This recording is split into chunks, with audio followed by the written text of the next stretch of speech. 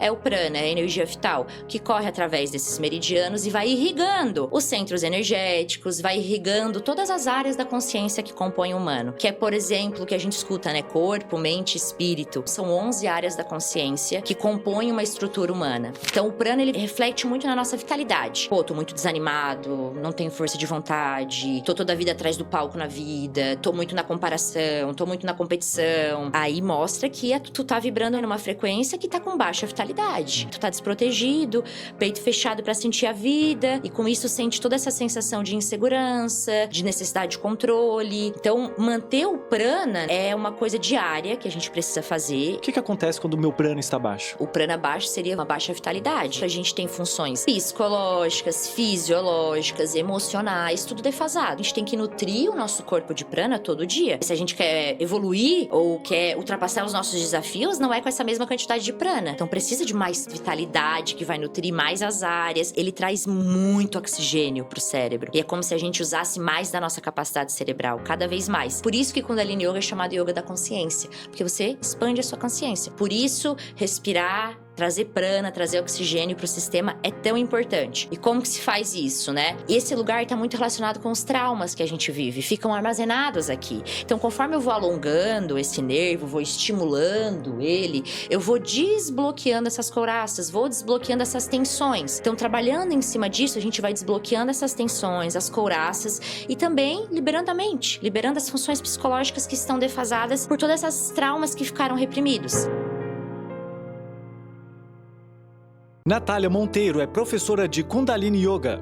Nesse episódio, vamos falar sobre o que é prana e como ele pode transformar a sua forma de viver. Além de compartilhar mantras poderosos para limpar a mente e atrair prosperidade. O que seriam essas 11 áreas da consciência? Existem 11 áreas que compõem uma estrutura humana. Uma dessas áreas é o físico. E essas camadas estão relacionadas a funções psicológicas, emocionais, energéticas e aí por aí vai. E conforme a gente vai irrigando elas de prana ou desbloqueando elas, levando vitalidade através do nosso corpo, que é um circuito, trazendo vitalidade para essas áreas e aí vai ampliando a nossa percepção. A gente vai enxergando cada vez mais com clareza. Eu gostaria que tu falasse pelo menos o mantra da prosperidade. O que seria? Um mantra que eu deixo de dica, assim, que eu uso muito e que a gente usa nas práticas, que é o super simples, é esse Waheguru, que é uma forma de saudar o divino que habita dentro de mim. Então, repetir: Waheguru, Waheguru, Waheguru, Waheguru.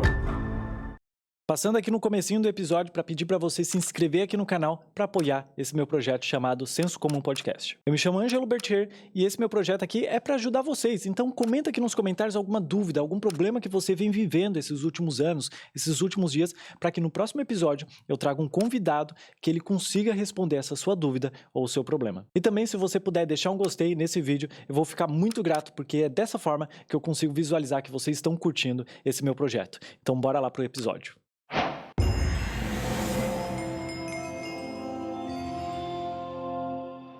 Natália, o que seria prana? Prana é energia vital. Tá. Né? Então, prana, quando a gente respira, além do oxigênio, a gente também absorve prana, que é essa energia vital. Que também pode, por exemplo, pegar lá na China, né? Que é o Qi do Reiki, né? Ou o Qi também, que é essa força, essa energia vital que a gente absorve junto com a respiração. E o prana vai nutrir, né, os nossos centros energéticos, que é muito conhecido, por exemplo, os chakras, né? Então, o prana vai nutrir esses centros energéticos e todo o os canais de meridianos que tem no nosso corpo. Esses canais de meridiano, pra gente entender, sabe a acupuntura? Que bota lá a agulha lá no dedão do pé, pega lá no fígado, vamos dizer assim. Então, por quê? Porque existem canais de meridianos, como a circulação sanguínea, só que não é a circulação sanguínea. E esses canais de meridianos é por onde essa energia vital corre, que seria o Qi, quando falo da acupuntura, e no caso do yoga, é o prana, é a energia vital, que corre através desses meridianos e vai irrigando os centros energéticos, vai irrigando todas as áreas da consciência que compõem o humano, que é, por exemplo, o que a gente escuta, né? Corpo, mente, espírito. Então, simplificado essas 3 áreas, mas é muito mais, né? Quando vai dentro da tradição, são 11 áreas da consciência que compõem uma estrutura humana. 11 áreas? 11 áreas da consciência. Nossa, é muita coisa. Tu saberia me falar sobre isso? Se eu não souber, não tem problema. Sei. É? Tá, mas vamos deixar isso daí um pouquinho de lado. 11 áreas da consciência? Tá, da consciência... Isso segundo a numerologia tântrica do yoga. Eu queria falar sobre esse assunto tântrico, sabia? Tu também entende mais ou menos sobre isso? É que o tantra tem muita coisa baboseira, né? tem. Entra aquela coisa do capitalismo. Aham. Mas, porque quando a gente vai falar do Tantra, né? Não é a questão só do ato sexual. Então, o Tantra é o quê? Essa visão do cosmos mesmo, né? De que o universo está dentro de nós. É um assunto muito legal esse daí, mas eu ainda vou deixar para outro podcast. Isso, perfeito. Talvez tu possa voltar ou indicar alguém, e aí a gente conversa novamente. Com certeza. Deixando o Tântrica de lado, tem as 11 áreas da consciência, mas eu queria falar sobre ainda o prana. Porque assim, ó, dá de sentir que o meu prana, será que eu posso falar isso? Ele tá diminuindo, ele tá baixo? Como é que eu sei quando que é a hora de eu aumentar ele com alguns tipos de exercício? Tá. E outra, né, desculpa te cortar. Eu sinto isso, eu sinto que o meu prana tá meio vazio, o meu corpo vai se sentir mal. O que acontece quando o meu prana está baixo? Tá, o prana baixo seria, vamos dizer assim, uma baixa vitalidade. Tá. E com isso a gente tem funções psicológicas, fisiológicas, emocionais, tudo defasado. Então não é uma coisa assim, o prana tá baixo ou alto. A gente tem muito essa ideia, a mesma coisa dos chakras. Os meus chakras estão equilibrados, pronto. Não, é todo dia. Né? A mesma coisa o prana, é igual respirar, não tem que respirar a todo momento. A mesma coisa é o prana, a gente tem que nutrir o nosso corpo de prana todo dia. E se a gente quer ir além do que a gente está hoje, né? Se a gente quer evoluir ou quer ultrapassar os nossos desafios, não é com essa mesma quantidade de prana. Então precisa de mais prana, mais vitalidade, que vai nutrir mais as áreas e que vai abrir. Eu sempre digo que é como se a gente enxergasse aqui e a gente começa a... Uau, como eu não estava vendo isso antes? Ou por que eu estava me importando tanto com aquilo? Ou por que tal coisa estava tanto me incomodando? E aquilo para de incomodar, ou eu paro de ser, vamos dizer assim, eu uso muito a frase, eu tenho força para desafiar os meus desafios. Então o prana, ele reflete muito na nossa vitalidade. Uma coisa que dá para sentir, né? Pô, tô muito desanimado, não tenho força de vontade, tô toda a vida atrás do palco na vida, tô muito na comparação, tô muito na competição. Aí mostra que tu tá vibrando num lugar, né, numa frequência que tá com baixa vitalidade, que tá com baixa energia vital. E aí tu tá desprotegido, peito fechado para sentir a vida, e com isso sente toda essa sensação de insegurança, de necessidade de controle. Então, manter o prana, né, é uma coisa diária que a gente precisa fazer, e é um trabalho, assim, a todo instante, vamos dizer, como respirar. Só que muitas vezes a gente respira apenas para sobreviver. Então, eu estar presente na sua respiração e diariamente a gente vai ampliando a nossa capacidade respiratória e trazendo cada vez mais prana para o nosso sistema. Interessante isso. Eu gostei que tu falou da questão de respirar para sobreviver, porque antes aqui do podcast ela também tocou nesse assunto, mas eu vou deixar ele um pouquinho para frente, porque eu quero desmiuçar algumas questões aqui, tá? Certo. Continuando no prana. Existem exercícios para que eu consiga aumentar esse prana? É respiração? O que seria isso? Tá. O prana vem com a respiração, né? Por isso, pranayama, né? Que são as práticas respiratórias, onde a gente vai conscientemente respirar e trazer muito prana para o nosso sistema. O prana também, vamos dizer assim, fisicamente, seria o quê? Pô, tu traz muito oxigênio pro teu sistema. E o que o cérebro precisa para funcionar? Oxigênio? Né? Qual é hoje o contrapartida disso? O estresse, cortisol, que come oxigênio. E por isso o cérebro cada vez menos foco, menos concentração. Todo mundo tem TDAH, né? Mas ninguém respira direito. Então, o prana ou o oxigênio é o alimento para o corpo funcionar com vitalidade, para o cérebro funcionar com vitalidade. Hoje é muito interessante porque as práticas de pranayama, que vêm do Kundalini Yoga, elas são muito usadas em programas de longevidade cerebral, para tratar doenças neurodegenerativas. Por quê? Porque ele traz muito oxigênio para o cérebro. E é como se a gente usasse mais da nossa capacidade cerebral, cada vez mais. Por isso que Kundalini Yoga é chamado Yoga da consciência. Porque você expande a sua consciência. Ou expande a capacidade cerebral. A gente usa só um pouquinho do cérebro, né? E dependendo dos nossos hábitos de consumo, vai defasando mais ainda o cérebro. O estresse vai deixando o cérebro cheio de buraco. E aí as pessoas cada vez menos foco, menos concentração, cada vez mais nessas questões neurodegenerativas. Por isso, respirar, trazer prana, trazer oxigênio para o sistema é tão importante. E como que se faz isso, né? Técnicas respiratórias. Tanto uma respiração profunda e lenta natural, apenas observando, né? Eu digo assim, gente, apenas observa o teu ar entrando e saindo. Não tem esforço nenhum. É que nem a grama crescendo. Não... Ali, tá acontecendo naturalmente. E quando eu sempre pergunto, quem é que para observar a sua respiração? Quem é que para tomar um fôlego assim? Então, é importante. Isso é uma forma de estar presente, consciente no seu corpo. E aí, dentro do yoga, a gente tem várias técnicas de respiração de diferentes modalidades. Então, por exemplo, tô precisando me acalmar. Então, uma respiração profunda e lenta. Inala contando até 10, exala contando até 10. Profundo e lento, bem sutil. Essa é uma prática comum de respiração. Inala, também pode segurar o ar, né? Então, inala contando até 10, segura o ar contando até 10, exala contando até 10. Ou outro tipo de respiração, pela direita, pela esquerda. Ai, deixa eu te cortar, porque isso daí é muito interessante. Boa. Porque depois a gente vai falar especificamente desse, tu pode continuar falando das técnicas, mas eu sei que um lado da narina, ele é pra uma coisa, o outro Isso aí. lado é pra outra. Mas depois a gente pode tocar nesse assunto, pode Com ser? certeza. Tá, continua Então, na tem tuas essa técnicas. respiração que é a polarizada, porque Isso.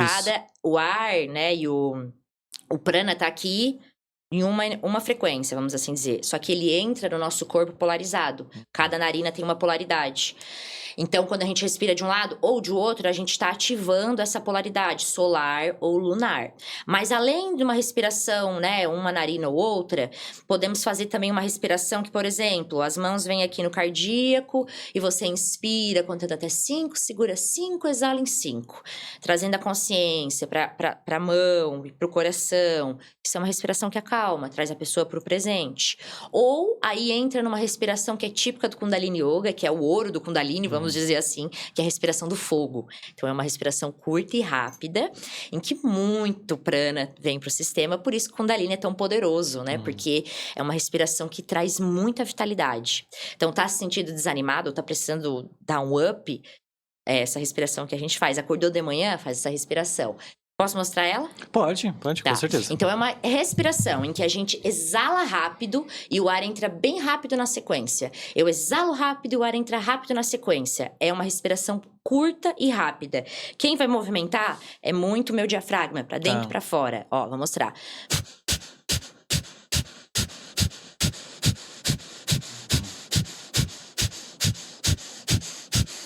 Essa é a respiração do fogo. Eu não sei se deu de capital, Michael, Deu. o áudio? Cara, é muito diferente, porque eu sei que tu tá inspirando e... Como é que é o outro? Exalando. Exalando muito rápido. E até o som é diferente. Inclusive, isso me lembrou de outro tipo de respiração que eu quero falar contigo, mas eu vou colocar aqui, tá? Mas esse tipo de respiração Bom, a gente precisa ter um treinamento pra fazer elas, porque se eu fizer errado, ela não vai dar o mesmo efeito, ou mesmo assim, fazendo de qualquer jeito, ela vai dar o efeito? Assim, leva um tempo pra pessoa se acostumar com essa respiração, né? A do fogo, por exemplo. Mas não tem uma coisa, se fizer errado, vai, sei lá, soltar energia pra um... Não, então não tem essa. O que tem é você acostumar o corpo a respirar desse jeito. A respiração do fogo é uma respiração que normalmente as pessoas têm um pouco mais de dificuldade de manter o fôlego. Então, o que acontece? A pessoa puxa o ar e continua. Então, ela tem essa dificuldade em equalizar, vamos dizer assim, o ar que entra e o que sai. Mas depois vai conseguindo pegar o ritmo e tranquilo. Mas não tem uma coisa, vou fazer errado. Não. É tentando, experienciando e se sentindo fazendo essas respirações. Essa do fogo, ela é bem típica do Kundalini Yoga.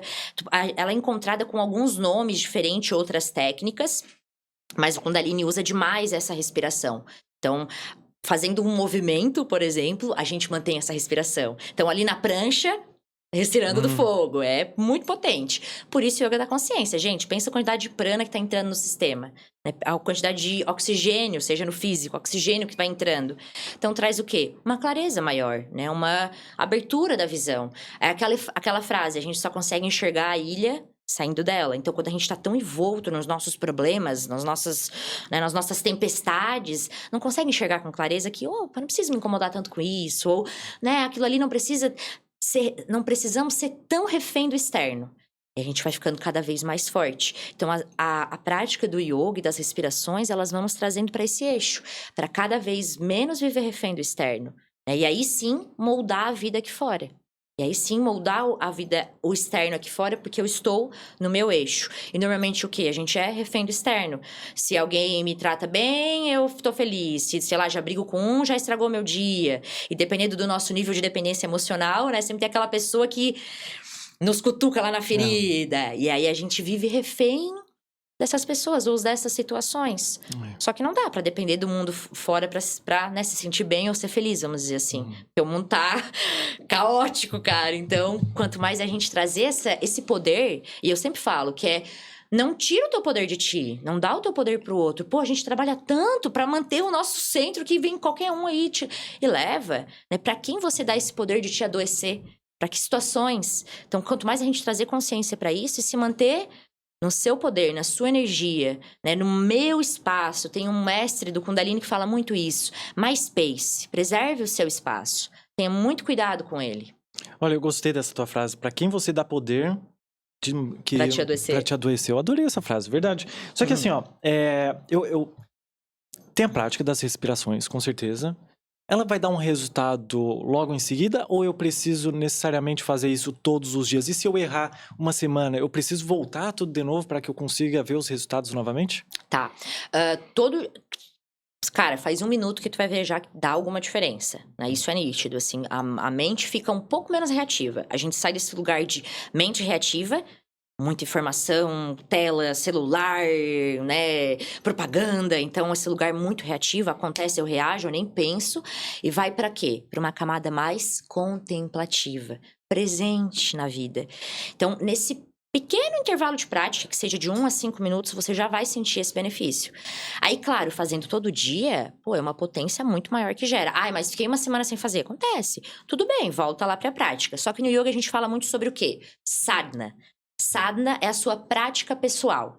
Então, da mesma forma que a gente tem que ir na academia, que a gente tem que fazer coisas todos os dias, né, e repetir, a nossa prática pessoal, ela também é importante e precisa ser feita todo dia. Só que às vezes eu não tenho tempo para fazer 1h30 de aula, né? Que é tempo.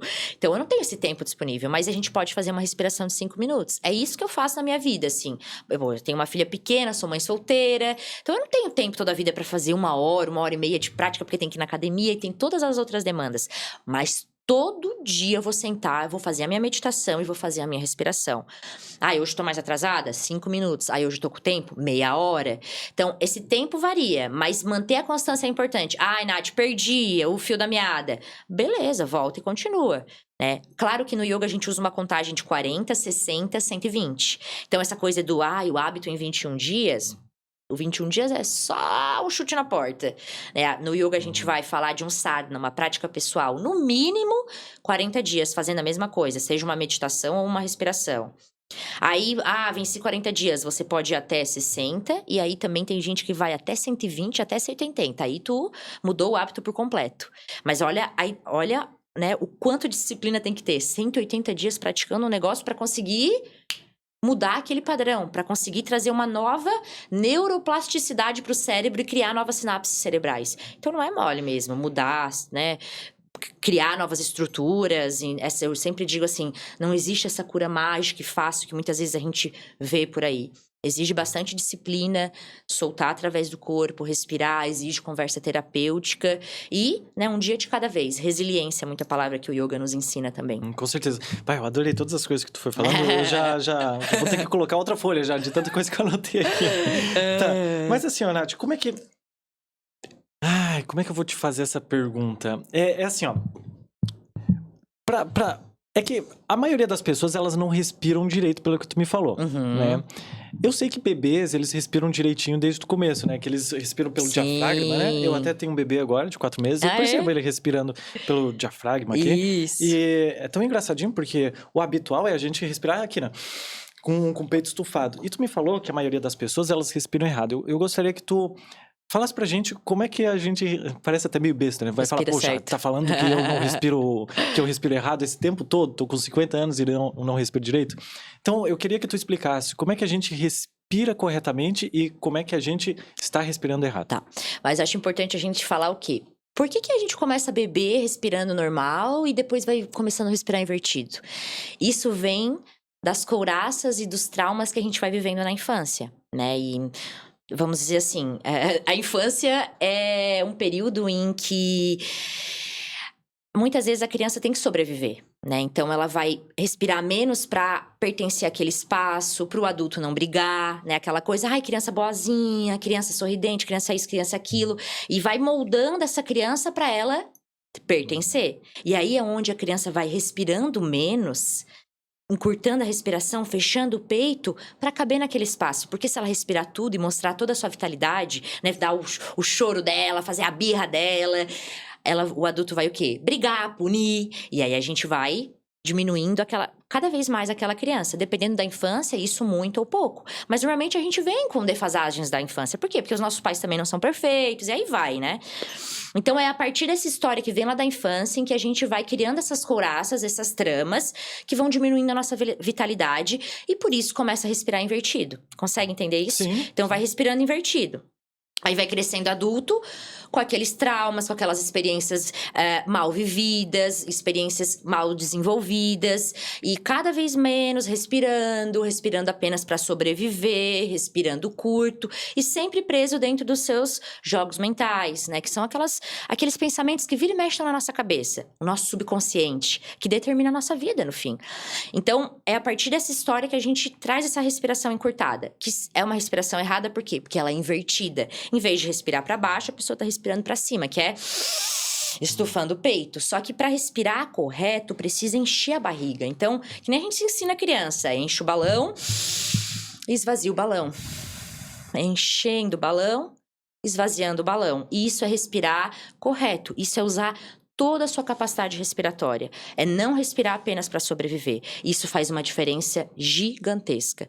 Todo dia fazer esse treino de começar a respirar correto, o pulmão encher, o pulmão esvaziar, vai trazer o quê? Oxigênio, vitalidade, e começa a sair desse lugar e, uau, expandir a visão, né? Não ser tão reativo, não ser tão preso nas situações e conseguir subir um pouquinho mais para enxergar além. Então, essa é um pouquinho da respiração invertida, né? E não tem outra, é trazer consciência para o balão enchendo, para o balão esvaziando e não respirar mais pelo peito. E enquanto tu foi falando aí, minha respiração ficou desativada aqui, ficou manual. E aí eu tenho que respirar pelo nariz automaticamente, manualmente fica horrível, né? Enfim, a maioria de vocês agora também estão tudo respirando manualmente depois dessa, né? É um desconforto. Mas enfim, uma das coisas que me deu desconforto também, quando eu fui fazer tentar respirar dessa forma, respirar direitinho, porque eu sou bem curioso, né? Eu fui pesquisar sobre essas coisas bem antes de te convidar, porque já veio outro participante aqui, que inclusive foi o primeiro episódio, Felipe Leal, e ele falou sobre essa respiração. Aí eu fui lá, pesquisei sobre a respiração, fui fazer, fiquei tonto. Tá. Fiquei tonto. Mas aí eu vi o porquê fiquei tonto. Por causa da oxigenação no cérebro, né? Isso aí é o barato de prana. É, o barato de prana. E outra, a gente pode colocar uma linha aqui entre barato e também outra coisa que também estimula o nosso cérebro também através das respirações. Com certeza. Holotrópica ou ulotrópica? Holotrópica. Holotrópicas, né? Que a gente pode falar isso lá na frente. Mas, como eu me senti um pouco mal na hora que eu fui fazer esse tipo de respiração, foi a Wim Hof, inclusive, tá? Que aí tem umas controvérsias. Tal. Tem umas controvérsias, mas eu não fiz no gelo, tá? Não sou louco. Eu já fiz no gelo. Não, meu Deus do céu. Não, eu gosto muito de água quente. E aí, eu fiz a respiração dele pra passar uma dor de cabeça. E eu passei mal. Não passei tão mal. Eu me senti mal. Minha pressão caiu. Aí eu te faço uma pergunta, tá? Não tem uma contraindicação? Eu sei que parece muito estranho falar que, nossa, tem contraindicação pra respirar, poxa vida. Mas assim, pessoas que podem ter ataque cardíaco, tem problema de coração, eu sei que alguns tipos de respiração vai acelerar o nosso coração, o nosso organismo e tudo mais. Então, existe uma contraindicação? Com certeza. Por exemplo, essa do fogo, né? Se você tem problema de coração, toma remédio para pressão, ou você está grávida, não é uma respiração que se usa, né? Até se usa, mas a pessoa já tem que ter uma consciência, já tem que ter essa prática, e aí faz num nível um pouquinho diferente. Então, a do fogo tem essa contraindicação. Mas a respiração profunda e lenta, né? Essa respiração das narinas não tem contraindicação. A única coisa é não segurar também. Então, se tem pressão, problema de coração, ou está grávida, não vai segurar 20 segundos o ar, como eu vou segurar 20 segundos o ar, né? Então, esses pequenos ajustes. Mas em si, respirar não tem problema algum. Por que fica tonto? Porque tá respirando pouco. Então, isso é muito comum. A pessoa entra na aula de yoga, ela começa a fazer aquela respiração, só começa a olhar assim, tá tonto? E a pessoa, eu disse, respira, calma, se centra, o teu cérebro tá recebendo muito oxigênio e ele tá doidão. Ele tá tipo, cara, o que é isso? Né? Então, essa tontura vem desse lugar.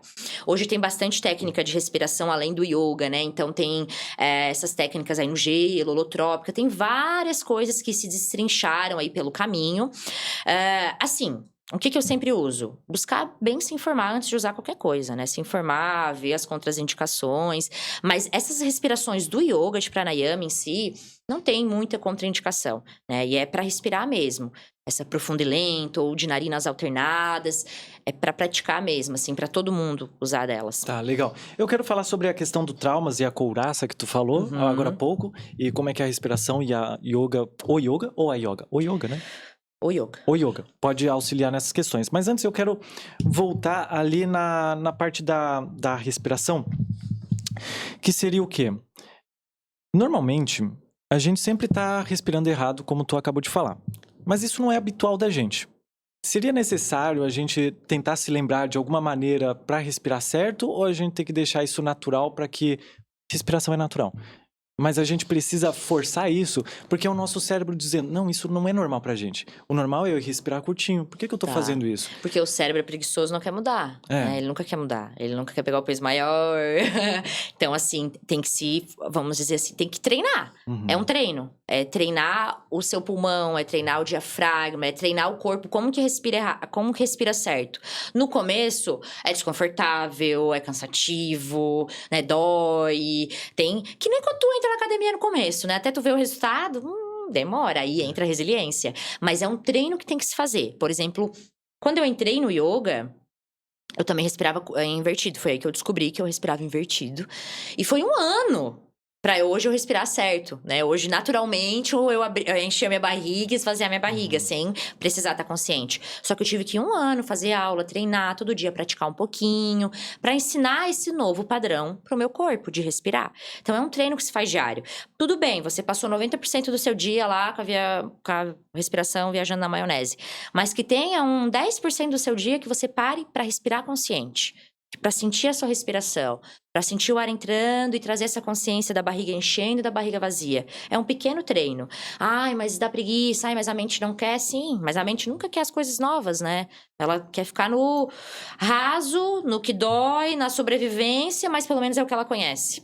Então a mente sempre vai querer esse lugar. Sim, em falando da respiração das narinas, aí eu queria conversar contigo sobre elas, porque eu quero entender direitinho, assim, ó, na minha cabeça, com todo respeito aos teus estudos e às pessoas que realmente fazem isso, é muito estranho tu falar que eu respirar por uma narina vai fazer uma coisa, na outra vai fazer outra. Tu poderia explicar direitinho o que seria isso? Sim. Então, assim, o que acontece? Segundo a tradição iógica, né, o ar entra nas nossas narinas polarizado. E tudo tem polaridade, né? O ímã, a terra. Então, existe esse negativo positivo. No yoga, a gente também fala sobre sol e lua, masculino e feminino, que não é sobre homem e mulher. Todo mundo tem essa energia masculina e feminina dentro de si.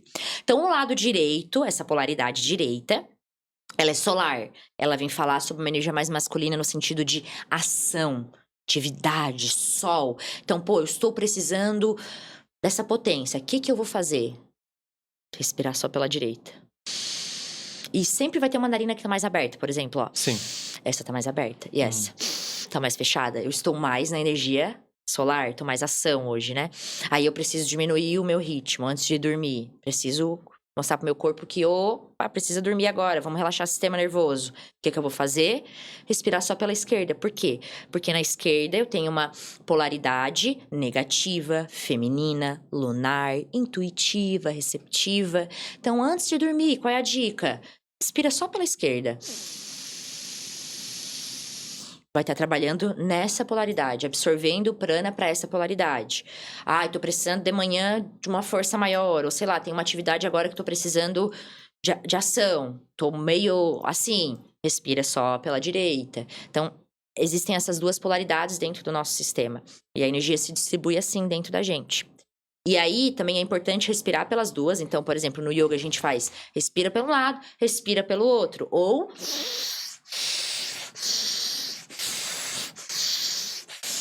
sempre trabalhando nessas polaridades. Por quê? Aqui existem 2 canais energéticos importantes, que é Ida e Pingala. São, vamos dizer assim, 3 canais centrais que tem dentro do nosso sistema energético. Ida, Pingala e Sushumna, que é o canal do meio, onde estão os chakras. Então, quando a gente trabalha na respiração, a gente desbloqueia esses 2 canais Ida e Pingala e traz muita vitalidade para eles, traz muita energia para o nosso sistema. Que legal, porque Eu tenho certeza que isso daí é um aprendizado de milênios atrás, de Sim. coisas... Nossa, são muitas histórias e muito enredo por trás disso, né? Me dá teu copo enquanto eu coloco água pra ti. Eu quero te fazer a pergunta, aí sim, sobre a questão dos traumas e da couraça. E aí eu queria saber, é através da respiração também que a gente consegue se libertar desses traumas? O que tem ligação com yoga? Tá, o que que acontece? Então, conforme a gente vai crescendo, a gente vai armazenando os traumas no corpo. É a respiração que diminui, que encurta, né, o ar que respira menos, a mandíbula que aperta, o peito que fecha, e assim a gente vai... São esses segmentos, né, que vão ficando trancados e com uma baixa vitalidade. E isso vai trazendo também baixa vitalidade para o quê? Funções psicológicas, funções emocionais. Então, no yoga, na yoga terapia em si, ou também, por exemplo, na bioenergética. Tem a bioenergética também, que é tudo através do corpo, soltando essas tramas. Tá, depois então a gente vai falar sobre essa bioenergética aí. Tá, a bioenergética tá meio ligada, assim, com a yoga terapia. Tá. Por exemplo, vamos dar um exemplo, né? A gente tava falando até ali do vídeo do que eu falei que era o nervo vago, o vídeo que mais, né? Então, bombou. O nervo vago, né? Mais ou menos a gente consegue ver aqui ver esse lugar que salta aqui, né? E esse lugar tá muito relacionado com os traumas que a gente vive, ficam armazenados aqui. Então, conforme eu vou alongando esse nervo, vou estimulando ele, eu vou desbloqueando essas couraças, vou desbloqueando essas tensões. Outro lugar, a mandíbula, né? A raiva. Então, trabalhando em cima disso, a gente vai desbloqueando essas tensões, as couraças e também liberando a mente, liberando as funções psicológicas que estão defasadas por todos esses traumas que ficaram reprimidos. E assim vai, tem o psoas, que é o músculo da alma. Então, vários músculos, ligamentos, movimentos que a gente vai fazendo através do corpo, através do yoga, vão liberando o nosso corpo, vão liberando essas couraças e todos esses traumas que ficam ali registrados ao longo do caminho, né? O peito angustiado, e aí vai. Então, eu tenho muita angústia no peito, eu tenho muita mágoa guardada, fica guardado no coração. Movimentos que vão abrir o peito vão te ajudar a soltar isso. Então, respirar nessa postura, braços abertos, sentindo. Fica um minuto nisso. Tu vai desbloqueando, vai irrigando essa área, vai trazendo vitalidade para as funções psicológicas também. Para aqueles sentimentos, aqueles pensamentos sempre presos em padrões. Por isso que não tem outro caminho que não seja soltar através do corpo. Tá muito na cabeça, tô muito pensamento, tô muito desenraizado. Fica um minuto na postura da cadeira, né? Que é sentado, assim, como se não... Sem uma cadeira no bumbum mesmo, né? Então, assim, segurando na postura. Fica um minuto disso, traz energia pras pernas. Muda o mental na hora. É isso que o yoga nos ensina. É através do corpo, esse processo de presença, de sentir e de desbloquear essas funções. Que legal isso daí. Que legal. Eu gostei desse da cadeira. Seria eu sentado? Assim, ó. Posso mostrar? Pode. Então, a gente vai ficar assim. Ó. Tá. Sim. Sentado sem uma cadeira, né? E aí tu segura um minuto nessa postura. A perna vai começar a tremer, vai começar a dar um suador. E respira, e começa a botar pra fora. E aí tu vai trazendo energia pra base, aterramento. Tá, né? E a legal. gente aqui na Terra, atualmente, tem um problema bem grande de chakra raiz, de Muladhara Chakra, que é o primeiro chakra, que tá ali no períneo, né, na base. Então, esse chakra vem falar sobre segurança, sobre a gente se sentir aterrado, as raízes profundas, a possibilidade de crescimento, menos necessidade de controle. E hoje a gente tem esse problema muito grande de falta de energia na base, por isso as pessoas têm tanta necessidade de controle, tanta ansiedade pelo futuro, porque não estão confiantes, aterradas. Porque se tuas raízes estão fundas no chão, tu não vai cair, entende? Tu não precisa se segurar em nada, porque a tua base tá te sustentando. Então, uma falta de base forte é um grande problema da humanidade hoje, que é um Muladhara chakra com baixa vitalidade. Por isso esses exercícios de pernas são tão importantes. A primeira coisa que a gente faz num trabalho de yoga terapia, né, o primeiro atendimento, assim, é o quê? Só exercício de base, só aterrar a pessoa primeiro. Só criar raízes pra trazer o sustento pra ela. Depois a gente vai pros traumas e vai subindo, né, ao longo do canal da coluna. Mas a primeira coisa mais importante é aterrar. E a dica que eu dou, sempre que tiver muito na cabeça, muito preocupado, muito, né, preso ali nas suas tempestades, vai fazer um exercício que trabalha com as pernas. Vai fazer a postura da cadeira, vai fazer a postura da deusa, que é com os braços abertos assim também. Respira um minuto naquilo. Não tem como você não sair diferente. Esse aterramento tem a ver com de colocar o pé no Uhum. chão também, Também. da grama e tudo Isso mais? aí, né? Então é uma forma também de se conectar, botar os pés na grama, né? Trocar energia com a terra. Isso também é aterramento. Só que aí no yoga a gente vai um pouquinho mais fundo nisso, né? Ah, tá legal, deve ser bem mais interessante. O que eu queria te perguntar? Tem a questão das dores emocionais, só que tu tocou no assunto ali também, que tem dores no rins, eu acho que tu falou rim? No fígado, acho que foi no fígado. Tá. Tem uma forma, então, da yogoterapia conseguir me auxiliar nessa dor? Uhum. Tem bastante. Só que sempre entra naquele lugar, né? Yoga não é farmácia, né? Mas acontece. Já aconteceu uma história de um cara que tava com pedra no rim e perguntou pro professor. O professor disse: mas, né? Não levantou a sério, né? Faz a postura da cobra. E o cara começou a fazer a postura da cobra e expeliu a pedra no rim. Mas foi, né? Uma situação bizarra e dolorida pra caramba. Mas o yoga, ele tem uma grande intervenção no físico, né? Os asanas, por conta dos meridianos. Então, quando a gente faz a da cobra, que é aquela que a gente tá deitada, levanta o peito, assim, a cabeça lá pra trás, a gente pressiona lá atrás o rim, pressiona o fígado. Só que não é pelo físico, é pelo que tem por trás da história. Por exemplo, se eu vou lá pressionar rim e fígado, eu vou liberando raiva, que fica armazenada. Ou se eu vou fazer um movimento que trabalha no pulmão, torção, eu vou liberar tristeza, que fica acumulada. Então, é além só do físico, a gente tem que entender por que é importante movimentar aquela área, né? Mas o yoga, sim, tem muita coisa para questões físicas, para as dores físicas. Só que sempre esse olhar. O que tem por trás da dor? O que tem por trás dessa coisa que tá aparecendo aí? Desse desconforto? Da dor nos ombros, da dor na lombar, da dor na garganta, da dor no estômago? Por que estômago? Poder pessoal. Então, o problema que envolve estômago vem falar muito sobre autoimagem, o poder pessoal, né? O posicionamento da pessoa no mundo. Garganta. Como eu me comunico, como eu coloco os meus limites, como eu falo não, como eu consigo me posicionar no mundo na forma de fala. E aí, por aí vai. Então, a gente vai entendendo que tudo tem uma ligação com o emocional, com o psicológico. E vai sempre encontrando o que tem por trás, né? Aquela coisa, não é só, toma um remédio aqui e melhora. Tá, mas o que tem por trás dessa história? Né? O que tem por trás dessa dor que te apresenta? Porque aí a gente vai na raiz do problema. Porque só tomar o remédio, só tomar aquela coisa pra tapar o sol com a peneira, vai resolver ali instantaneamente, mas é ao longo do caminho. E não tem outra. O que não é dito, o que não é falado, o que não é sentido, o que não é, sabe, expressado, vai ficando guardado. E o corpo vai falando. Por isso que a gente vê tanto, cada vez mais, né, doenças surgindo. Um dado interessante, as mulheres são a maioria que apresenta doenças autoimunes. Por quê? Porque as mulheres, muitas vezes, têm que se calar pelo casamento, pela família, para sustentar tudo, né? Aquilo, dona de casa, trabalha fora, e a mulher vai sempre se calando, se calando, se calando. Por isso, as mulheres têm uma grande quantidade de doenças autoimunes, muito mais que os homens. E aí entra nesse lugar do sentido, expressar, porque senão o corpo fala. E fala, não tem outra, né? Não tem como. Em algum momento vai aparecer. Todo mundo tem a sua. Mas, Nath, assim, eu queria te fazer uma pergunta que é sobre os aplicativos de yoga. Porque, assim, a gente tá falando da yogoterapia. Mas naqueles aplicativos... Vamos supor que tu acabou de me falar que aqui no coração, para você liberar aqui as dores e tudo mais, você tem que abrir o braço e respirar. Claro, tem toda a tua questão de como é que tu vai ensinar isso. Mas se eu for pegar um aplicativo de celular, vai ter a mesma função ou eu preciso colocar uma intenção ou aqueles aplicativos é só para yoga? Porque existe uma separação entre yoga e yogoterapia?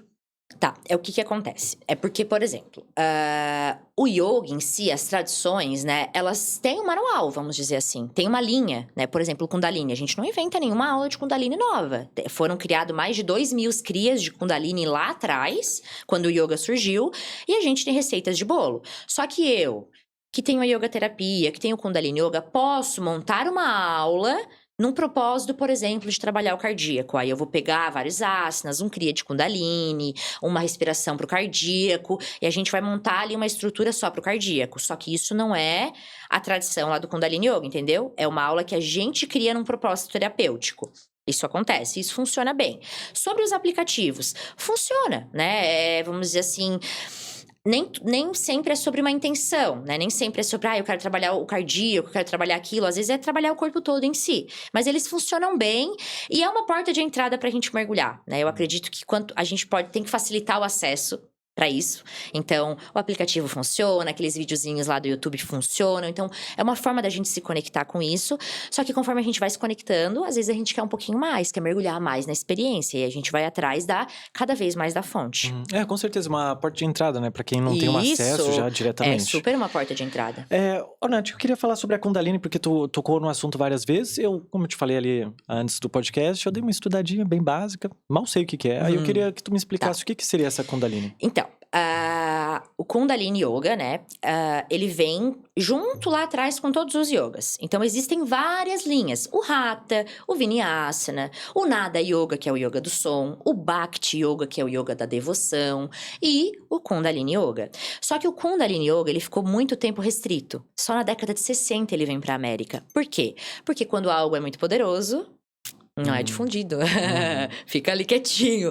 Então, o Kundalini ficou muito entre os discípulos e mestres, e era uma tradição muito oral. Então, eu vinha lá pro meu mestre, e ele me passava um kriya de Kundalini específico para mim, o meu sadhana, prática pessoal, e o discípulo ficava lá naquela prática. Aí, na década de 60...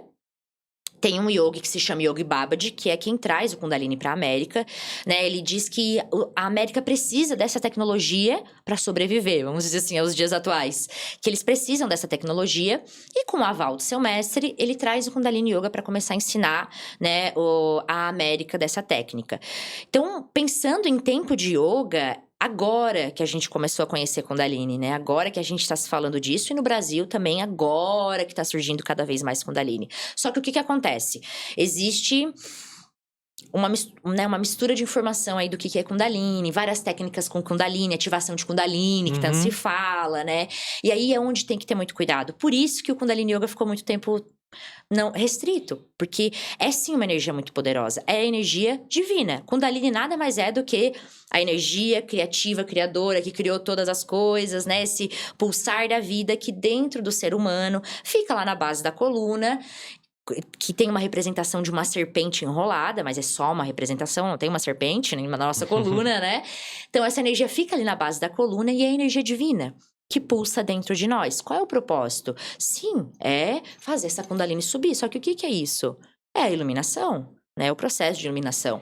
Então, não adianta nada. Eu ativei minha Kundalini. E aí?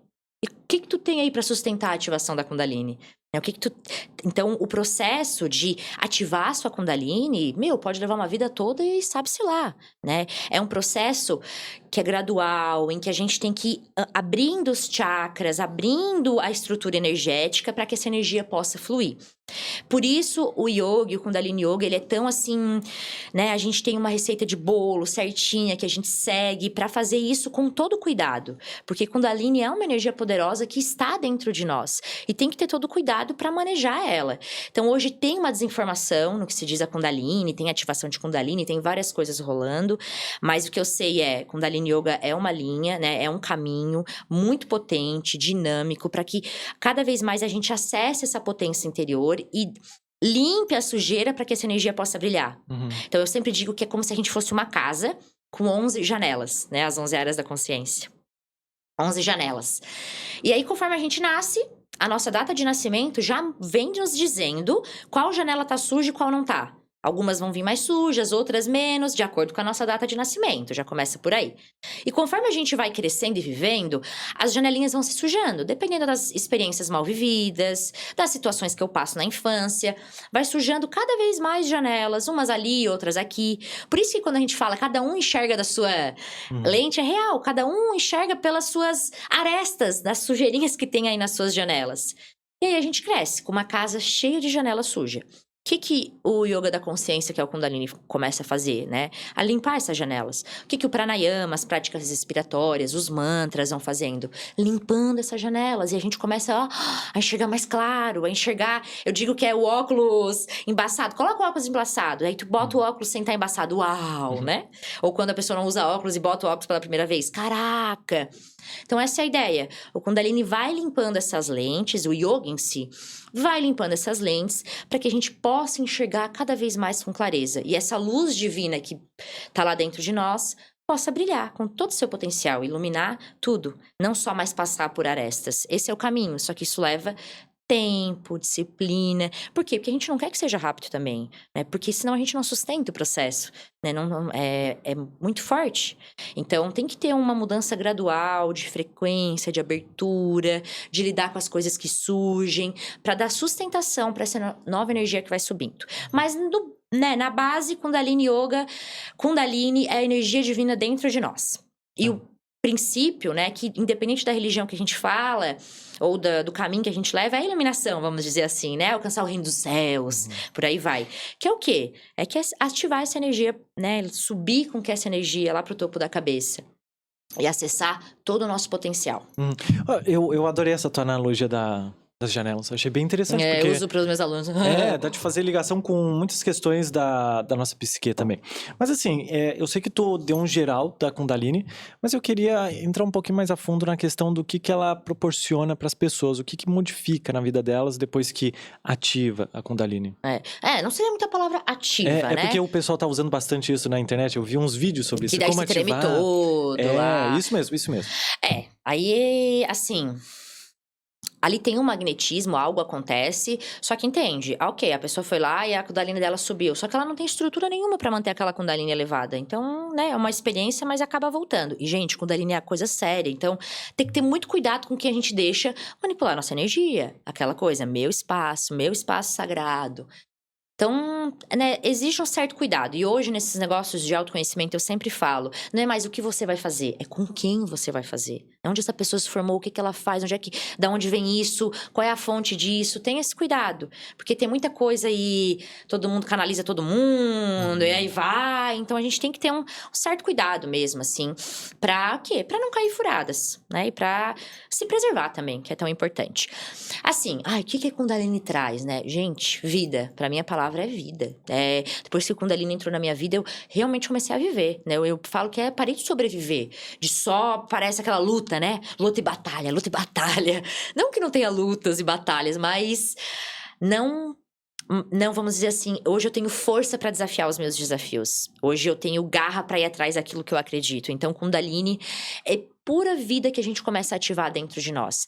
É como se antes aqueles problemas que me chacoalhavam, hoje já não me chacoalham mais, né? Eu tenho mais consciência, eu tenho mais presença no meu corpo, né? Eu consegui soltar muita coisa, eu tenho mais clareza. Então, Kundalini nos dá realmente esse lugar de começar a enxergar além do que eu estava enxergando antes, né? Igual o cavalo que estava ali reto e começa a ver que tem coisas a mais. Mas uma palavra que expressa pra mim, assim, é essa questão da vida. Kundalini é vida. E nos dá uma grande intervenção no sistema cirúrgica para fazer mudanças necessárias, para conseguir mudar padrões ali enraizados profundos. Pra mim, hoje, olha, eu já fiz tudo que tu imaginar. Teta Healing, Reiki, meu do céu, muita coisa. E depois que o Kundalini entrou, eu disse, é isso aqui, é esse o caminho, assim. O yoga em si, né, mas muito a prática de Kundalini, porque ela é muito dinâmica, ela é muito energizante, e é diferente do que a gente tá habituado aqui. A gente tá muito habituado, que ele sobe perna, desce perna, que é super legal. Só que muito se comercializou essas técnicas, né, e o Kundalini não é comercial, o Kundalini Cara, às vezes tem que ficar 5 minutos com o braço levantado. E dói, né? E tu fica lá com o braço aqui, ó. E tem que sustentar o desconforto. E aí tu vai o quê? Ultrapassando os teus limites, mostrando pra tua mente quem manda, né? E é muito nesse lugar, quem manda aqui nessa história. Senão a gente fica sempre preso nesses padrões mentais. E ali a gente vai tendo esse poder pra ultrapassar os nossos padrões mentais. Legal, eu adorei a Kundalini. Tu me explicou muito bem. Cara, é muito legal. Vem fazer uma aula um dia. Tá, legal. Faz online, né? Deixa eu fazer online, que inclusive a gente já vai conversar sobre essa questão do online. Mas, Nath, eu queria saber também sobre o que seriam essas 11 áreas da consciência. Tá. Então, assim, quando a gente vai estudar dentro da tradição iógica e da numerologia, existem 11 áreas que compõem uma estrutura humana, né? Que compõem esse ente humano em si. Uma dessas áreas é o físico. O corpo mais denso. Só que existe, né, um caminho muito mais sutil. E isso já é comprovado cientificamente, né? A gente nem precisa dizer que, né, existem aquelas fotografias eletrônicas que medem, né, esse campo eletromagnético, essa assinatura magnética que tem ao nosso redor. Então, essa comprovação já existe. E coisas que o yoga falava lá atrás, hoje estão sendo comprovadas, né?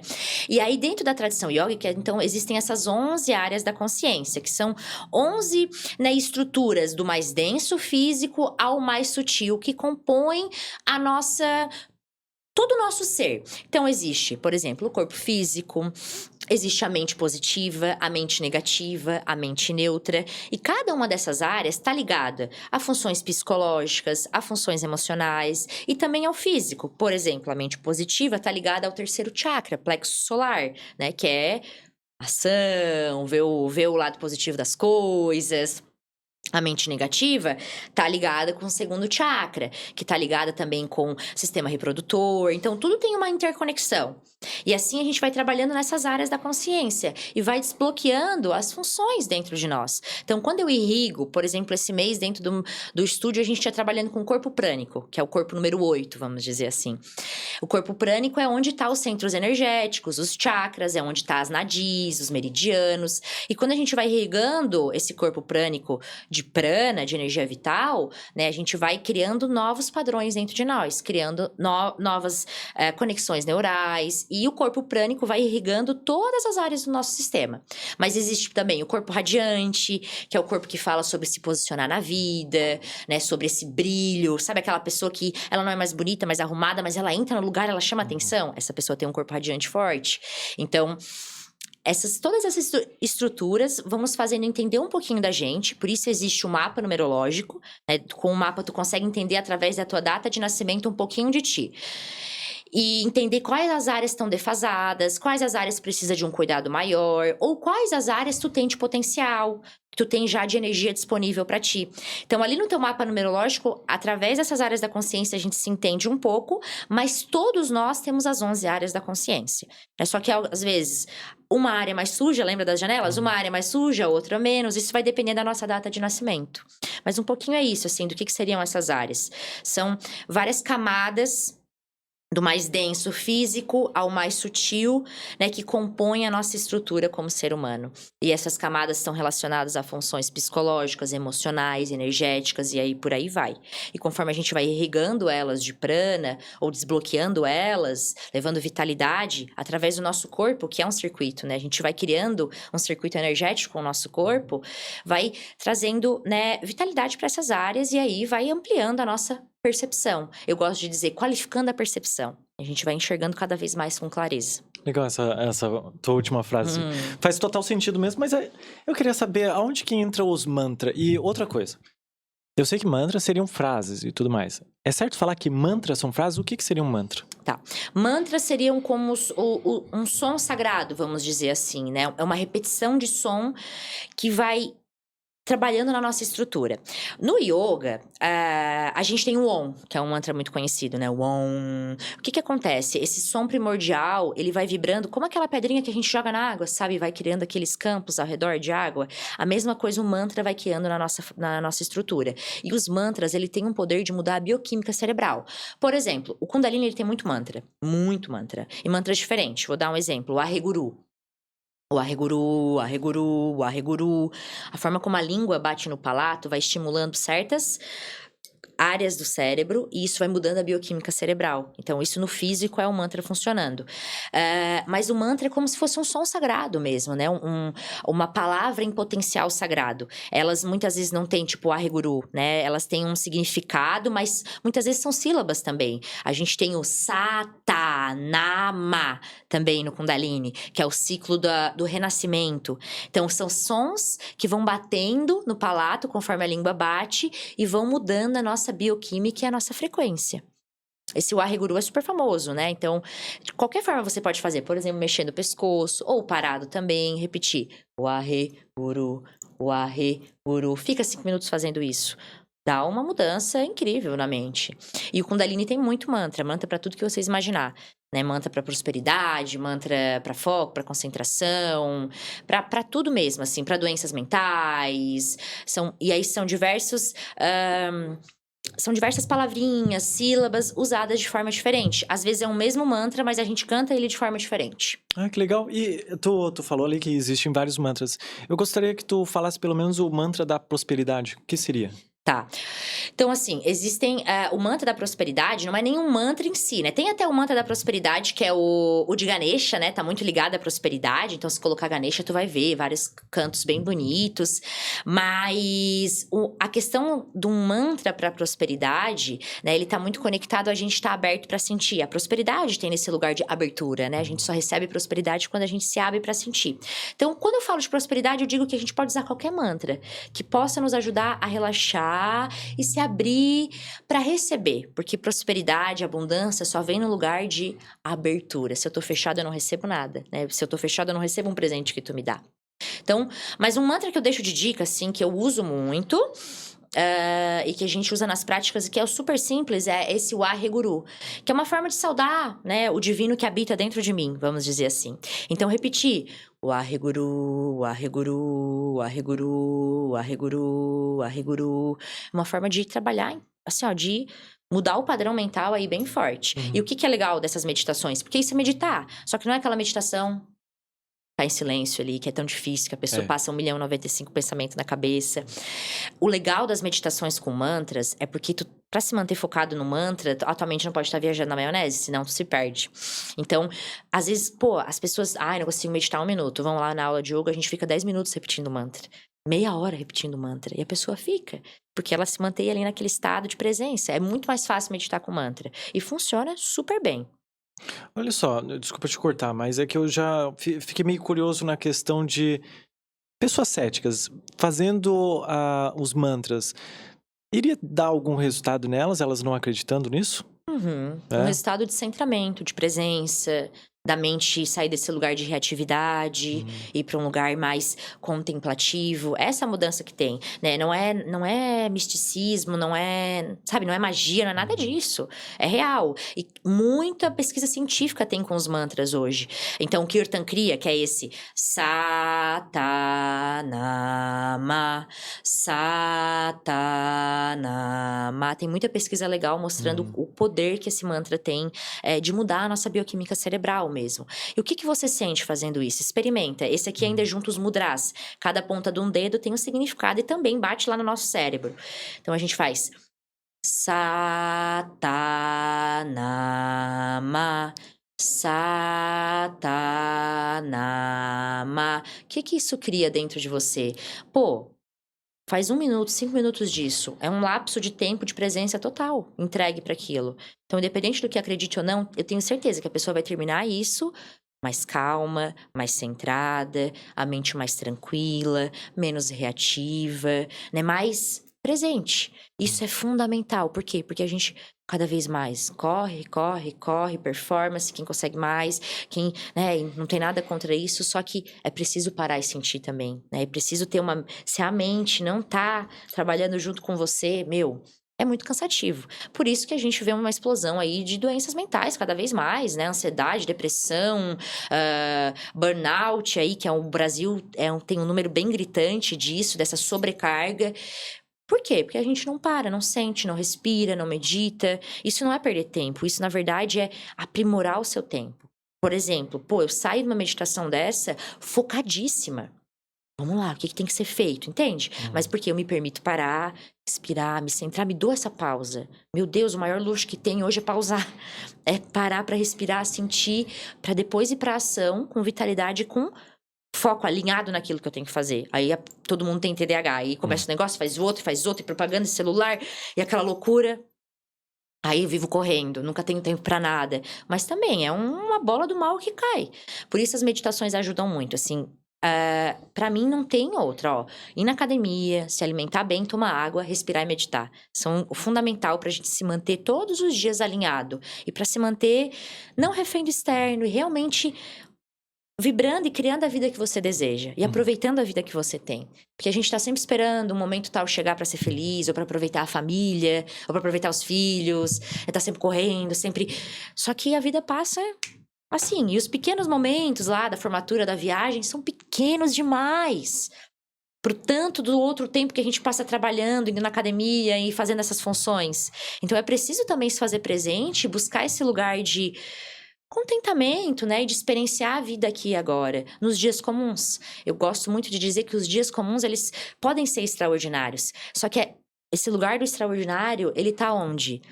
Nos pequenos detalhes. E quem vive correndo não vê pequeno detalhe nenhum. Não vê o arco-íris, não vê a lua bonita, não vê o sorriso do filho. Não vê. Então, pra tá percebendo os pequenos detalhes de felicidade, de Deus presente, né? Dessa luz de esperança, tem que estar aqui agora. É que nem criança, sabe? A criança ensina muito pra gente. É estar ali presente com ela, vivendo aquele momento. Só aquilo ali importa pra elas. O mundo, o resto não. Elas estão ali de corpo e alma vivendo aquele momento. Então, é disso que a gente precisa mais. E pra mim a ideia é essa, assim. Enquanto a gente vê um caminho de corrida, né? Cada vez correndo mais pra produzir mais, existe um outro caminho que é de saber pausar também. A gente pode performar às vezes, mas às vezes a gente também quer fazer uma coisa com calma. Né? Às vezes eu posso ir lá cortar um talo de uma alface rápido para já tirar todas as folhas, ou eu posso tirar folhinha por folhinha, mas porque eu tô com um propósito ali, com uma intenção de fazer as coisas com calma, de me conectar com aquele alimento. Então tudo entra também no nosso propósito.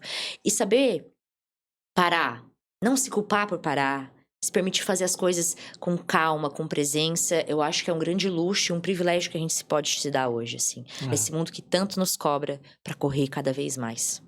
E como a gente tá falando de pessoas e tudo mais, eu queria saber o que normalmente as pessoas que vão até o teu espaço, elas buscam. Elas buscam um autoconhecimento, uma busca de paz interior. O que elas buscam normalmente quando vão até o teu espaço?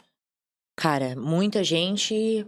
paz interior, muita gente sair da correria, sair da loucurada e ter um momento pra si, né? Muitas mulheres, então um público bem grande de mulheres que eu atendo, e é esse momento que elas procuram de pausa, de se conectar com outras, de poder sentir o seu corpo, de poder ultrapassar os seus limites. A grande maioria é desse lugar de uma rotina, então ter aquele momentinho ali que não é diferente, né? De fazer a unha, de fazer o cabelo, é um momento que você tá mergulhando dentro do seu tapetinho, que tá escutando a sua respiração, que tá vendo a quantidade de pensamento aleatório que tá passando na sua mente. Então, a grande maioria vem como uma fuga, né? Um respiro, uma pausa aí para essas rotinas cansativas e que às vezes perdem os sentidos e viram nessa zona automática, né? Se a pessoa só vai ali no piloto automático, não tá vendo, não tá respirando, não tá sentindo nada. Só que uma hora a conta chega. E aí cada uma vem com as suas dores, com seus limites, vem ali se autoaprimorar.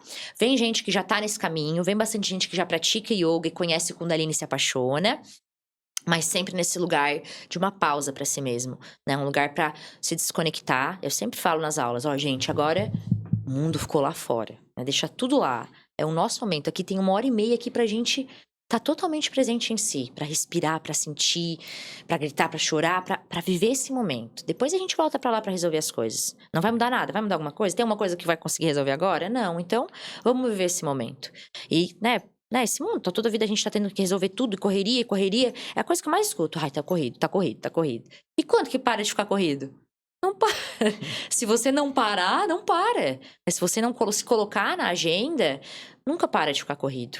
Então, esses momentos de pausa, eles são muito necessários, assim, principalmente para nós mulheres mesmo, né? Para os homens também, mas as mulheres, elas têm uma pitadinha a mais, até segundo a tradição yógica, a gente tem alguns pontos lunares a mais. E tem uma sensibilidade, né? A própria questão da nossa menstruação, do ciclo. Então, a gente não tem uma mesma energia de um homem.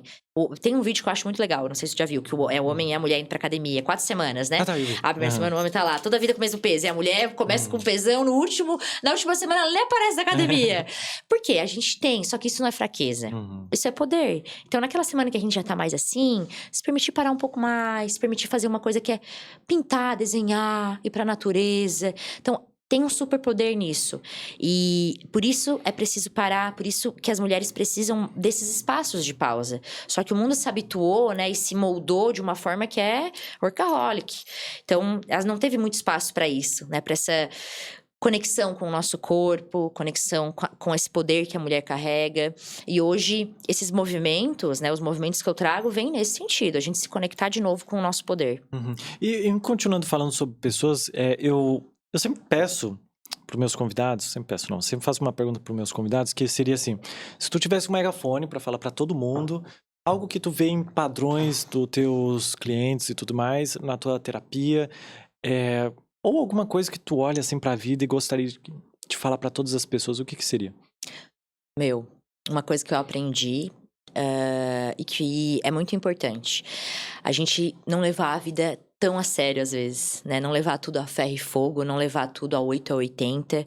O grande mestre, o que ele nos ensina? A passar pelos desafios sorrindo. Esse é o verdadeiro mestre, né? A que passa pelos desafios e que passa pelas dificuldades com um sorriso no rosto, rindo daquilo, rindo de si mesmo. Então, a leveza, ela não é sobre não ter problema, mas não ser engolido pelos seus problemas, não ser engolido pelos dias difíceis. Então, saber rir de si mesmo, né? Saber levar as coisas num lugar mais de presença, não tão refém do externo, é o principal. É sorrir. O poder que um sorriso tem, é fantástico. Recentemente eu tive num retiro com um mestre, que é o Parvinder, que é um mestre indiano bem conhecido, assim, dentro da tradição yógica, do Nada Yoga e do Kundalini Yoga. E esse foi o conselho dele, né? Qual é a nossa maior ferramenta, o nosso maior poder? O nosso sorriso. E ele falava do mudra do amor. Sorriso! Sorriso! Então, o sorriso é a maior ferramenta que a gente tem, né? O rir de si mesmo. E a alegria faz diferença na vida. Passar pelos dias difíceis. Não é que os dias difíceis não vão existir, o choro tem que sorrir. Nada de positividade tóxica, né? Tem que chorar, tem que sentir. Mas ir pra esse lugar de leveza ajuda muito a viver com mais qualidade, assim. Então, pra mim, sorriam, não levem com tanta dureza a vida, se divirtam mais, riam de si mesmo. Por quê? Porque a vida é uma só e é que a gente sabe aproveitar. Desafio sempre vai ter. Não chega. Eu atendo gente de tudo que é, né? Convivo com pessoas assim de tudo que é classe, de tudo que é tipo. E todo mundo tem os seus desafios. Todo mundo tem os seus problemas. Todo mundo tem as suas neuroses lá na mente.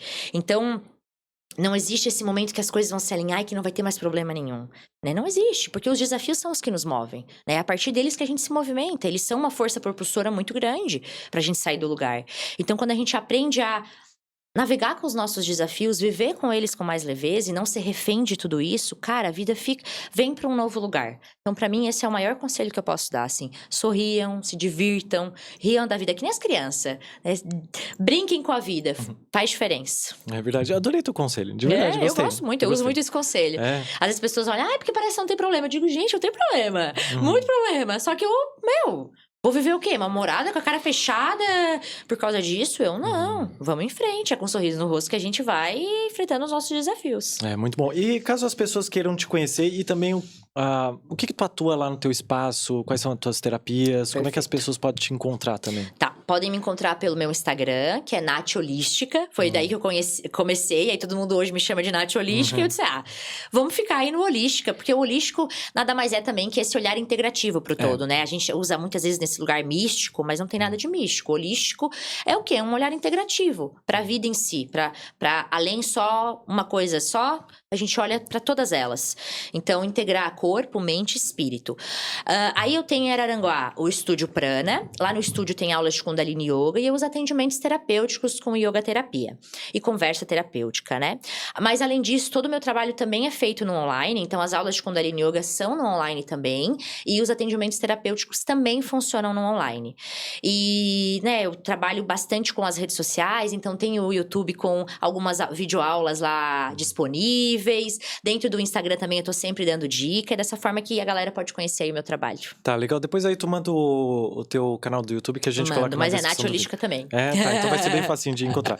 Nath, muito obrigado. O episódio foi muito legal. Segui muito aqui legal. A minha curiosidade. Achei muito massa a questão da Kundalini, do Prana ali. Foi bem interessante. Mas o do Kundalini foi o mais interessante pra mim, de verdade. Achei bem interessante. E eu vou procurar mais sobre ele, sabe? Eu gostei. Leia mais. Eu gostei mais dele. Enfim, muito obrigado, Nath. De verdade. Eu que agradeço a oportunidade. Foi muito legal estar aqui. E quero vir de novo, hein? Vamos explorar esses temas. Tá, e falando em voltar...